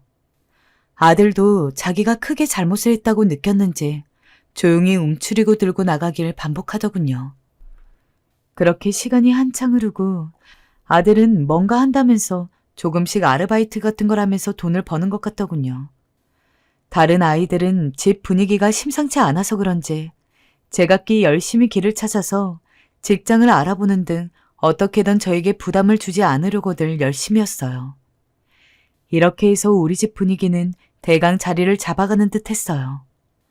남편도 건강을 회복해서 뒤늦게 조금씩 자신이 할 수 있는 일들을 찾아가고 있었고요. 정말로 처음으로 마음이 너무나 평온했던 시기였어요. 저는 이 시기에 성당도 나가게 되었는데요. 이유는 하나였습니다. 신에게 지금의 이 시기를 조금 더 늘려달라고 기도드리기 위해서였어요. 제발 부탁드립니다. 저희 가족 이대로만 화목하게 지내게 해주세요. 우리 아들 또 방탕해지지 않고 지금처럼 마음 잡고 살아가게 해주세요, 하나님. 그러던 어느 날 영준이가 부끄러운 얼굴로 제게 흰 봉투를 건네주더라고요. 이게 뭐니? 얼마 못 넣었어. 그래도 내가 번 돈 엄마한테 조금이라도 주고 싶어서 엄마 목도리라도 하나 사. 세상에, 우리 아들 이제 철들었구나. 아들이 저에게 한 푼, 두 푼 모은 돈을 봉투에 담아준 거예요. 얼마나 기뻤던지. 마치 돌아온 탕아를 맞이한 기분으로 전 아들을 꼭 껴안았습니다. 그리고 한참을 울었죠. 아들이 제 눈물을 닦아주며 울지 말라 하는데도 자꾸 눈물이 흘렀어요. 하지만 이렇게 보낸 시간들은 결코 길지 않고 또다시 저에게는 어둠이 찾아오게 되었습니다. 정말 신이란 존재를 원망하게 된 시기였어요. 아들이 다시 저에게 돈을 요구하기 시작한 것이었어요. 한동안 숨죽여 지내며 있는 듯 없는 듯 하면서 용돈도 주더니 저에게 믿을 수 없는 액수를 요구하는 게 아니겠어요? 아들아, 네가 열심히 살려고 하는 건 알겠지만 그 돈이 네 말처럼 그렇게 쉽게 나올 수 있는 돈이 아니야. 엄마가 지원해주는데도 한계가 있어. 정하고 싶으면 너가 좀 더 일하고 돈을 모아서 사업을 해봐라. 그러나 아들은 결코 물러서지 않고 계속 저를 조르는 것이었어요. 엄마, 나 이번에 진짜 열심히 했잖아. 여기저기 알아보고 다 해봤는데 진짜 이 길밖에 없어. 더군다나 학교도 졸업 못한 내가 할 수 있는 건 아르바이트뿐이라 돈을 모으려면 너무 시간이 오래 걸려. 그럼 언제 이 기회가 올지도 모르고. 엄마, 나 이번에 진심이야. 다신 엄마 아빠 속썩이는 일도 없을 거고 이번에 정말 열심히 해서 나도 다른 사람들처럼 성공이란 걸 해보고 싶은데 어떻게 도와주면 안 될까? 여기서 제가 마음이 약해지면 안 되는데 자기 동생들은 하나같이 대학도 나오고 제법 직장을 잘 갖춘 편이지만 장남이라고 귀하게 큰 녀석이 아직도 변변찮게 내세울 경력 없이 저를 떠도는 걸 보니 속이 상하더군요. 그러면서 아들이 계속 저를 조르는데 뒤이어 하는 말을 들으니 저도 결국 손발 들 수밖에 없었어요. 엄마, 이번이 진짜 마지막이야. 내가 제대로 이 사업 키워볼게. 민준이랑 수진이도 나한테 투자해준다고 하더라고.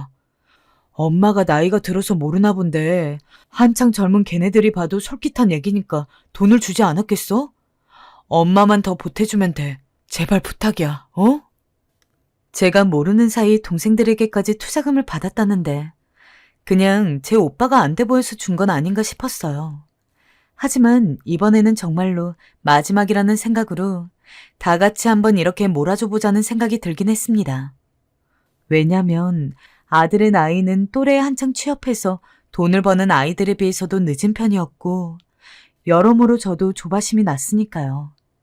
내가 기력이 될 때 하자는 생각이 들어서 정말 마지막이라는 생각으로 이것저것 다 끌어모으고 받아와서 크게 보태주었어요. 그렇게 해서 경가를 기다리고 있던 차에 딸아이가 불안한 목소리로 저를 부르더군요. 어쩐지 그날따라 딸아이 안색이 좋지 않아 보였어요. 엄마, 혹시 오빠 돈 줬어?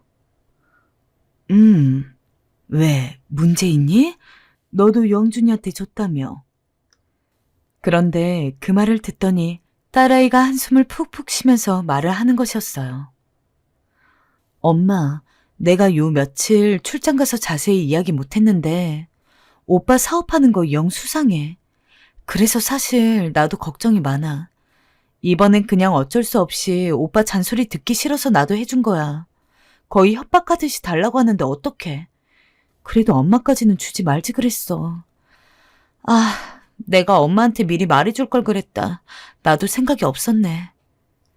알고 보니 동생들이 투자 개념으로 준 게 아니라 하도 안다라는 제 오빠 소리에 못 이겨서 어쩔 수 없이 준 것이더라고요. 그리고 그렇게 많은 돈도 아니더라고요. 이야기를 듣고 보니 그렇게 다 끌어서 큰 금액을 줘도 되었는지 걱정이 되고 불안한 예감이 들었습니다. 특히나 영준인 요즘 술 먹고 들어오는 날이 많았습니다. 결국 저는 그날 저녁 들어온 아들을 재촉하게 되었어요. 영준아, 너 사업 어떻게 돼가는 거냐? 잘 되어가고 있어요. 정말? 정말인 거니?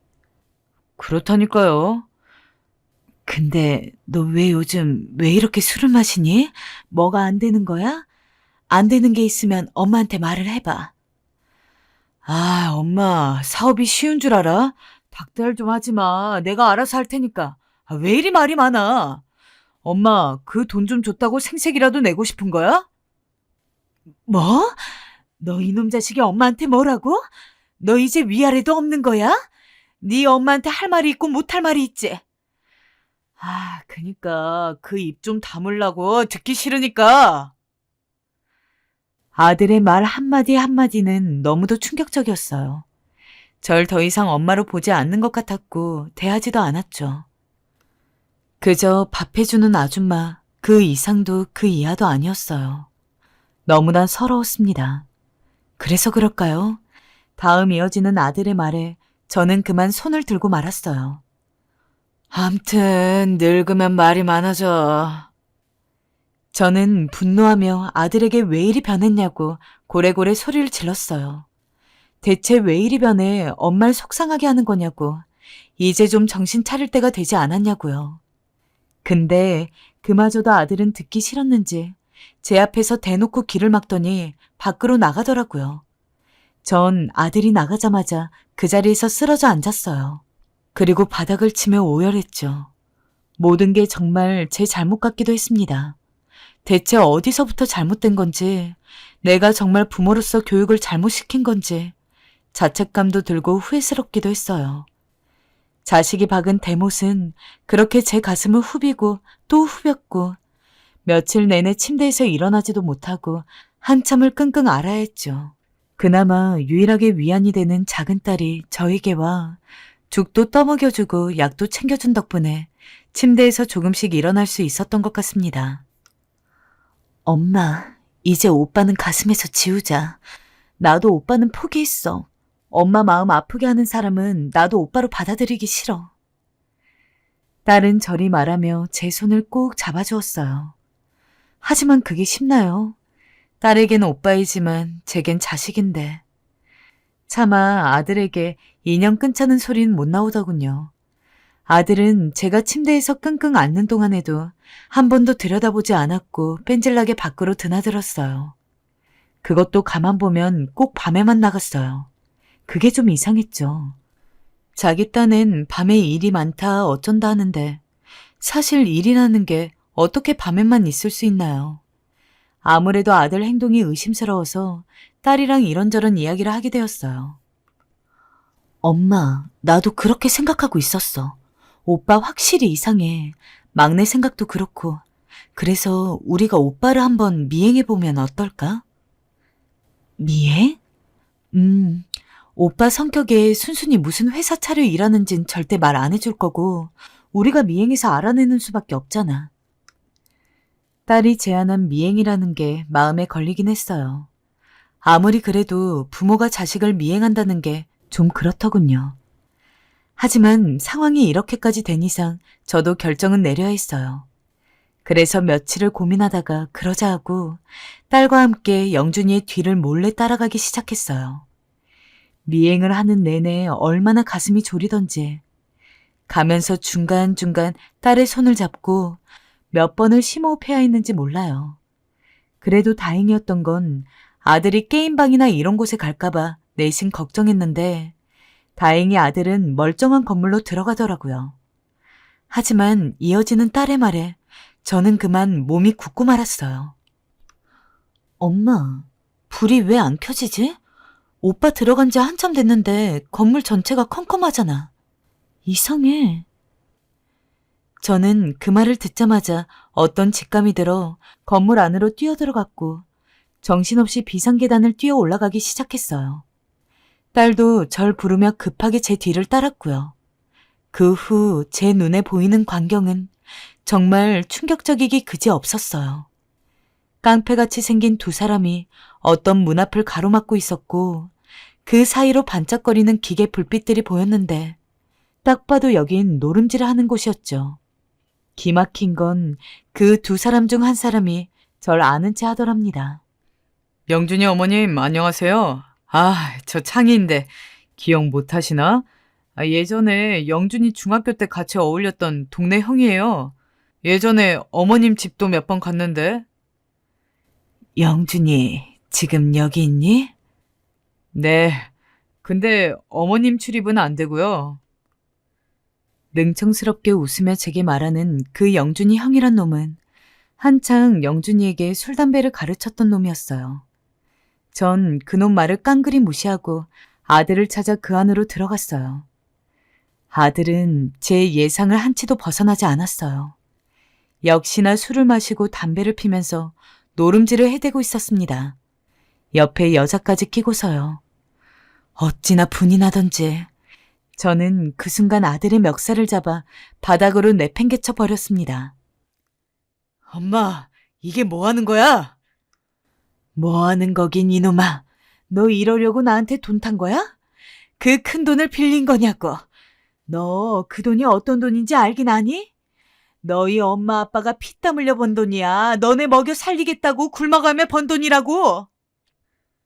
하지만 이후로 하는 아들의 말에 저는 그만 너무 충격을 받아서 온통 앞이 어질어질했어요. 처음엔 제가 나타나자 당황하는 것 같더니 이내 당당한 태도로 말하더군요. 아이씨, 아니 그래서 어쩌라고. 이것도 사업이야, 도박 사업. 그리고 나 지금 돈 좀 따고 있다고. 엄마 때문에 이번 판에 돈 잃게 생겼잖아. 솔직히 엄마가 해준 그 돈으론 부족해. 엄마, 돈 좀 더 없어? 좀만 더 써라, 엄마. 내가 진짜 호강하게 해줄게, 어? 엄마 돈 더 있는 거 알아. 도박도 잘만 하면 다 돈이 돼요. 아들은 도박 중독이었더라고요. 이 말을 듣고 있자니 차라리 남이 낫지. 어쩌자고 내가 이런 것을 아들이라고 키워놓은 것일까 몸이 부들부들 떨렸어요. 잠도 못 자고 갱년기가 넘어 여기저기 아픈 것을 참고 엄마가 오가면서 돈을 벌고 있는 것을 알면서 어떻게 이런 말을 할 수 있는 것일까요? 저는 참다 못해 아들의 멱살을 잡으며 소리를 내질렀어요. 못줘. 지금 이놈 새끼 도박하는데 돈을 대라는 거야? 너 정신이 있는 놈이냐?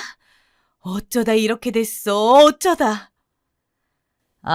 정말 싫다. 엄마, 그렇게 징징대는 거 듣기 싫어 죽겠어. 그런 것도 못 해주면서 무슨 엄마야? 다 필요 없고, 엄마 돈 못 해주면 나 엄마 자식 안 해. 됐지? 뭐? 너무나 한이 맺히고 피가 거꾸로 솟았습니다. 아들은 믿을 수 없는 말을 저에게 내질렀습니다. 내뱉은 말 하나하나마다 제 가슴을 송곳으로 찌르고 휘둘러대는 양 얼마나 무자비하게 퍼붓던지 아들은 그 길로 짐을 싸서 나가버렸어요. 그리고 무려 몇 년이나 종족을 감췄고 저는 이게 불행 중 다행인지 다행 중 불행인 건지 도저히 결론이 안 나는 상태로 산 송장처럼 시간을 보내게 되었습니다. 아들에게 그렇게 거의 빼앗기듯 내버린 돈들도 아찔할 정도로 컸고 거기다 연을 끊고 나가버린 셈이라 정말 모든 게 허망해졌어요. 점점 우울감이 심해지더군요. 남편과 남은 아이들은 저를 위로해주기도 했으나 저에겐 낙이 없었어요. 그렇게 시간을 보내는 동안 아들은 정말 조금의 연락도 없었고 거처를 알 수도 없었는데요. 그렇게 2년 가까이 지내다 보니 가끔씩 꿈에 왔다 갔다 하기도 하는 것이 정말 마음이 아프더군요. 다 내 잘못이고 내가 자식을 잘못 키운 건데 아들을 너무 압박하면서 내쫓은 건 아닌지 매번 다방면에서 후회를 하며 살아가게 되었어요. 남은 애들이라도 잘 키워야겠다는 생각을 하고 차마 큰아들에 대한 아픔과 그리움은 아이들에게 입도 열지 못한 채 그렇게 하루하루를 지내고 있었어요. 그러던 어느 날 하늘도 참 무심하시지. 저에게 한 통의 전화가 걸려왔고 직장에서 전화를 받은 저는 숨을 쉴 수 없을 정도로 몸이 달달 떨렸어요. 속 한 번 썩인 적 없이 유순하게 잘 자라와준 우리 둘째 아들이 사채업자에게 끌려갔다는 무서운 전화를 받게 된 것이었어요. 너무 당황하고 울음이 막 올라와서 어쩌지를 못하고 있는데 전화기 속 무서운 남자는 계속해서 말을 반복하는 것이 아니겠어요? 우리가 말한 대로 돈을 가져오지 않으면 오늘로 당신 아들 정민주는 못 보게 될 거야. 언제 저한테 말도 안 하고 사채를 썼던 건지 어쩜 제 자식들은 하나같이 다 이렇게 부모 속을 다 쥐어뜯는 방향으로 가는 것인가 싶어 정말 애 끊는 마음을 어쩔 수가 없었어요. 전화기 너머로 살려달라는 아들의 목소리도 들려오고 그 시간은 가히 지옥이나 마찬가지였습니다. 저한테 말이라도 했으면 조금이나마 제 노후 자금을 털어서 보태주었을 텐데 말입니다. 일단은 전화를 끊고 둘째 며느리와 셋째 딸에게도 다급히 전화를 했지만 다들 통화 중이더라고요. 이런 날 태평하게 낚시나 하러 나간 남편도 마찬가지로 무슨 통화를 그렇게 오래 하는 건지 계속 통화 중으로만 나왔습니다. 정말 사람 미치겠더군요.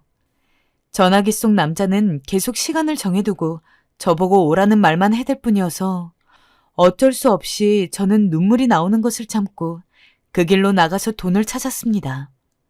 노후 자금으로 비밀스레 묶어두었던 돈인데 정말 방법이 없고 아들을 살려야 하는데 어쩌겠나요. 이상하게 그 순간에는 말 그대로 눈에 뵈는 게 없었습니다. 그들이 말해둔 약속 장소는 저희 집에서 조금 떨어진 역이었고 안내해준 인상착의의 사람이 나타나더니 저인지 확인하고 날카롭게 돈을 뺏어가더군요. 생전 처음 겪어보는 황망하고 무서운 경험이었어요. 저기요. 우리 아들은요? 아들 어딨는지도 알려주셔야죠. 아들 연락처를 임시로 만들어 두었으니 그리 연락해서 만나쇼. 참 어지간히도 경찰에 잡히지 않으려고 이런 명목까지 다 만드는구나 싶어서 곧장 전화를 걸었습니다. 허나 또 얼마나 절망적인 상황이 기다리고 있던지 그 번호도 없는 번호라는 것이었어요. 그때 딸아이에게서 전화가 왔어요. 엄마, 무슨 일이야? 어떡하면 좋으니? 어떡하면 좋아? 무슨 일인데 그래, 엄마? 우리 아들, 민준이가 글쎄 납치를 당했다. 뭐라고? 딸은 제 이야기를 좀 듣다가 일단 경찰에 신고를 하자고 했고 저는 결국 돈까지 뺏기고 아들도 못 본 상황에 경찰에 신고를 하는 수밖에 없었습니다. 그러던 중 가족들 한둘씩 연락이 되어서 다들 같이 찾아주었는데요. 그 와중에 충격적인 사실은 얼마 안 있어 둘째 아들이 나타난 것이었어요. 보자마자 기절할 것 같아서 저는 그대로 아들을 붙잡고 오열할 듯 울었습니다. 민준아, 어디 있었어? 몸은 괜찮니? 엄마, 대체 무슨 말이야? 나는 오늘 직장에 있었어. 이게 다 무슨 말이야? 어? 아니, 분명 너가 납치돼서 돈을 입금하라고. 저는 완전히 기운이 빠져서 그대로 스르르 주저앉아 버렸어요. 내용을 다 맞춰보자니 제가 겪었던 일은 마치 꿈과도 같은 보이스피싱 사태였던 것입니다. 이런 일에 걸려드는 사람은 다 어딘가 모자란가 보다 하고 뉴스를 넘겼었는데 그 꼴을 제가 당하다니요. 그 짧은 시간 동안 피 끊는 듯 애를 태웠던 것 하며 저로서 결코 적게 느껴지지 않는 노후 자금까지 송두리 뺏겨버리게 된 것이었어요. 이성을 잃어버린 저를 대신해서 가족들이 모두 신고 절차를 해주고 발빠르게 움직였지만 돌아오는 말은 절망적이었어요. 엄마, 이런 케이스는 흔하고 잡기 힘들다나 봐. 대부분 해외에 있어서 찾기도 힘들고 그저 돈 잃은 거 그냥 억지로 받아들여야 하는 경우가 있다고 하더라고. 엄마, 너무 자책하지 마. 엄마 잃은 돈은 우리가 조금씩 채워줄게. 맞아, 엄마. 너무 상심하지 마. 원래 나쁜 놈들이 작정하고 사기치면 속게 되어 있어. 딸과 아들이 그 말을 하면서 제가 안타까웠는지 저를 같이 안아주면서 엉엉 울더라고요. 그저 둘째 아들에게 정말로 그런 큰일이 생기지 않은 것을 다행이라고 여겨야 하는 것인지 참으로 살맛나지 않은 날들을 보내야 했습니다. 그러던 중 완전히 절망하라는 법은 없는 건지 한 달쯤 지나서 경찰로부터 연락이 왔습니다. 보통 이런 케이스는 돈을 다 써버리기 때문에 금액적으로 다 돌려받을 기대는 하지 않는 게 좋다고 딸이 말해주었지만 당시 모든 울분과 분노가 거기에 가득 몰려 있었기에 그저 모든 벌을 세게 받게 해주고 싶은 마음뿐이었어요. 그런데 비로소 잡혔다는 연락이 왔으니 마음에 칼을 갈면서 전화를 계속 이어갔는데요. 그런데 경찰이 저에게 알려준 보이스피싱 범인에 대한 신원 내용을 듣고 저는 전화를 끊을 수도 계속 받을 수도 없는 지경이 되었어요. 차라리 이 자리에서 그냥 모든 게 끝나버렸으면 좋겠다는 생각이 들 정도였어요. 이런 상황까지 가버리게 된 이유는 바로 그 범인이 제 큰아들이었던 것이기 때문입니다. 제 아들이라고요? 뭔가 잘못하신 거 아니에요? 제 아들 이름은 정영준이에요. 영준. 맞아요? 네, 맞습니다. 어머님, 일단 경찰서로 오시죠. 몇 번이나 물었지만 똑같은 대답만 돌아올 뿐이었고 저는 이 사실을 가족들에게 차마 말하지 못한 채 기어가듯이 경찰서에 가서 그것을 확인하게 되었어요. 어떻게 봐도 제 아들이 맞았으며 몇 년 못 본 새에 인상도 상당히 변해 있었고 체격도 달라졌고 저를 보자마자 원망 섞인 눈으로 보는 것이 아니겠어요? 저는 부들부들 떨리는 목소리로 아들을 불렀습니다. 네가 어떻게 부모한테, 네가 어떻게... 아들은 아무 대답도 없었어요. 뭐가 그렇게 제가 미운 건지 분노와 원망이 깃들어진 시선을 저에게 계속 보내고 있더군요. 이렇게 된 상황조차 제가 야속하게 느껴지는 것일까요? 도대체 제가 무슨 잘못을 했다는 것일까요? 저는 그만 털썩 주저앉았고 혼란스러워하는 차에 경찰은 저에게 냉정하게 이 상황을 설명해 주시더군요. 친족상 도래라는 법이 있기 때문에 가족 간에 벌어진 이런 재산 관련 사건들은 처벌이 어렵다는 것입니다. 꼭 벌을 해야겠다면 별도로 고소를 해야 본격적으로 절차가 이뤄질 수 있다고 하는데 듣는 내내 정신줄을 잡고 있기가 힘들었습니다. 결국 저 혼자 그 자리에서 해결할 수 없는 문제라 다른 아이들에겐 이야기를 못하고 남편을 불렀어요. 고소해. 난 저 녀석 절대로 용서 못해. 어디에 할 짓이 없어 부모를 협박해. 저런 파렴치한 놈은 사회로 돌아와서는 안 된다고. 여보, 저 개만도 못한 자식. 저런 놈은 언제고 돈 때문에 지 부모도 죽일 놈이야. 남편은 화를 주체할 수 없어 했고 전 그저 멍하니 남편을 쳐다보았어요. 그 와중에도 아들은 저희에게 그 어떤 용서도 빌지 않고 있었어요. 하지만 저는 저를 물끄러미 응시하던 아들의 눈이 자꾸 떠올라서 차마 그런 결정을 쉽게 낼 수가 없었어요. 어떤 어머니가 자식을 쉽게 고소할 수 있겠어요. 그런 장소에서 둘이 만나게 된 것도 기가 막힌데 말입니다. 결국 그렇게 유아무야 상황은 넘어가게 되었고 그저 제가 이 모든 것들을 안고 가는 형태로 마무리되어 버렸어요. 그렇게 하지 않고서는 별 방법이 없으니까요. 하지만 이제 저는 정말 돈도 무엇도 없고 이런 상황을 한 둘째 아들과 셋째 딸마저 저와 거리를 두기 시작했어요. 도대체 저는 지금 이때껏 무엇을 위해 살아왔으며 뭘 그렇게 잘못한 것일까요? 자식들에게 다 외면당하고 남편마저 대책 없는 여자라며 저를 비난해댑니다. 정말 매 순간 눈물도 나오지 않을 정도로 버티고 서 있기 힘듭니다. 저에게도 살 길이라는 게 있을까요?